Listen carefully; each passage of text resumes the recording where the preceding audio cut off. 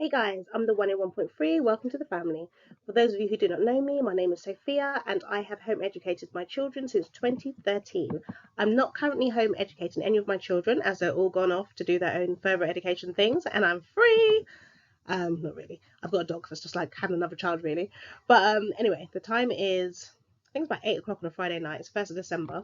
And I was sitting here just thinking about homeschool groups because I ran a really awesome homeschool group. And I felt like, you know what? Many people keep approaching me, asking me if I can do it again. But no, I wouldn't really, I don't know, I might. People keep asking me whether I'd do it again. But I just feel as though my children are in school and I would if there was a need for it. But I was just thinking that if you don't have a home school group in your area, you might want to make your own. So in a moment, I'm going to show you a video of one of my homeschool groups, but I just thought I'd talk to you a little bit more about the group first of all. So here's our logo. This logo, the name came from Malaya. When the kids were younger, I got them to sit down and think about our group and a name for our group. We already had a vision. We already knew that it was going to be a homeschool group for Christian families, and it was going to be a group where we can help them with the ACE curriculum, which we use in our homeschool period. So this logo kind of shows that, the home, the cross, and the name at the bottom. I don't know what it says at the very bottom. Watford, yeah, it was a homeschool group in Watford.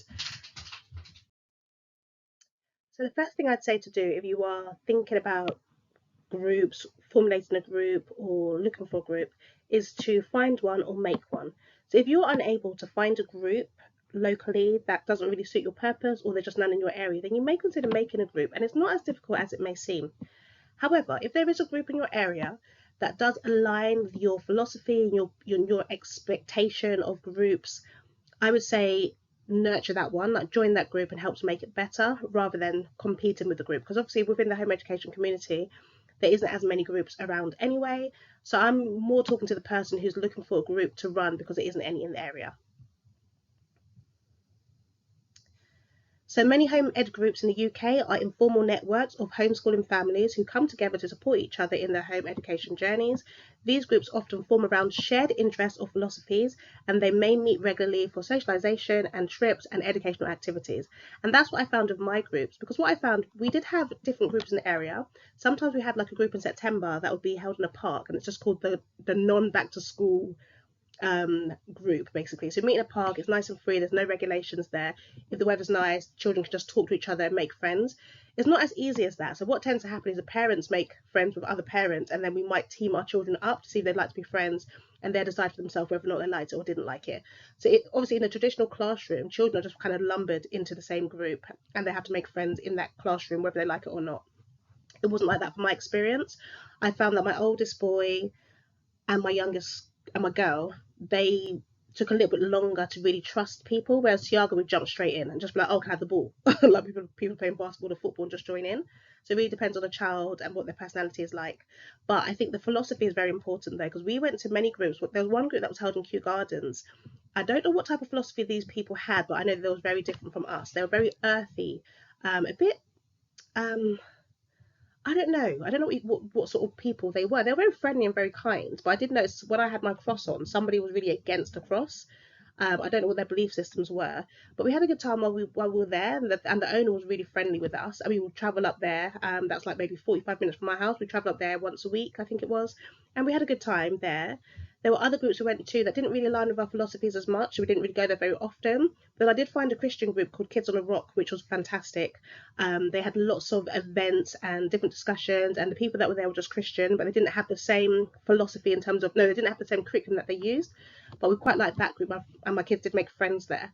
However, we did find that at the beginning it wasn't as open as we would have hoped, not because they did anything wrong, but my children just felt a bit away, like it was a bit harder for them to kind of make friends and join the different groups because the children seem to know each other really well when they joined. So it took a little bit longer for them to kind of break in. But we were there for quite a while, and we did like sports days and different events, which was really good. And I did use some of the stuff I learned from that group in my own group. So in a moment, like I said, I'm going to show you my group that I created that ran for 3 years. But for now, the first thing I'd say to do is look for, once you have a vision in your mind that you want to start your own group, the next thing, it's more the second thing, but anyway, first thing would be to find a location. Look for a location that's like easy for people to get to, a location that hasn't got any home education groups in the area, but maybe has a number of homeschool families, or even if it doesn't, it should be a place that they are able to travel to. Have a good vision in mind as well. Are you going to be open to everybody to come to the group? Will you have like a faith-based group? Will you just let people know what your worldview is? The vision is actually very important, and I'll tell you why. I'll tell you why now. But when I started off the group that I was in, I wanted to have a group for the ACE curriculum of Christian families. But after a point, some of the parents wanted to kind of open the group up to other Christian families too. Some of them just wanted to keep it as an ACE group, and it was like not difficult, but I felt like you had to navigate around a few different views in terms of how the group should run. And in the end, I decided to keep it just for families that use the ACE curriculum, or no, I did say at the end that if they had a curriculum that they used that wasn't ACE, they can bring it in to work alongside the children as well. But I do find that bit there about the vision, that did cause not really any major problems, but it caused a lot of discussion to take place about what to do moving forward with the group. So do bear that in mind, that you need a vision. And then I said you need to find suitable, safe premises with appropriate toilets, kitchen facilities, space for activities, and storage space for equipment. So the venue that we found, there was already a group that ran in there before for ACE, so I took over the group and just made it a bit more, adapted it a little bit more to make it into my own. But it already had a list of families that already joined the group. It was in a lovely area with a car park, there's basketball courts, there's a lovely field area, there was toilets there was different rooms, we could do different things inside. So our premises was like fantastic for different things. There wasn't a space for storage equipment because we was only meeting up once a month, but I was happy to bring things along, and I asked parents to bring things along as well. So, but yeah, just have a little think about your facilities that are available to you when you're creating your group. And then also you need to consider legislation such as health and safety, fire regulations, data protection, food, hygiene, and Equality Act. Most good centres will already have their own policies on those as well. So I kind of just found out what their policies was and joined it into my own policy for people to sign. With things like insurance, you don't really need to have insurance like that because parents are with their children. So it's easy to run a group like a homeschool group because parents are responsible for their children at their own time. Whereas if you're trying to run a nursery or a school, there's other regulations that need to be met. So I spoke to the people that owned the centre to find out what their regulations were and see how things worked. I wrote a quick policy down on my A4 sheet of paper, got parents to sign it, and ta-da, that was our homeschool group. Yeah, I'm not sure if things have changed now. I'm not sure there's more regulations involved for running a homeschool group, but the main thing would be to research it yourself online. Just check out what the different regulations are. You don't have to register with Ofsted because obviously parents with their children the whole time, and you'll only be running for a certain amount of time. What else? Yeah, and that's it. So then after you've done that, the next thing will be to make have a simple set of guidelines for everyone to abide by, including topics such as hot drinks, who will be bringing the hot drinks in, no smoking around the children, no shouting, and no smacking your kids. Because obviously safeguarding is a really important thing within the home education community. So it's just better to have these rules in front of you so that people know how to behave around others, and it just kind of covers you as well.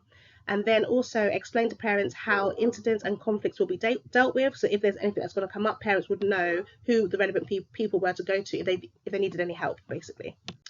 And finally, think about a format for your group and a routine. I'm going to press play on the video right now for my group. You can kind of have a rough idea what our format was like and what our routine was like. I hope you enjoyed the video. If you like these videos, please like and subscribe. You don't have to, but you can if you want. I do these videos every now and again, but I'm hoping to put one out a bit more regularly if you want me to. Also, comment down below if you think I should run some more groups. I'm thinking about running some groups in London area just for homeschoolers because I like it. So, if I was to run a group, would you come? Let me know in the comments down below. Speak to you soon.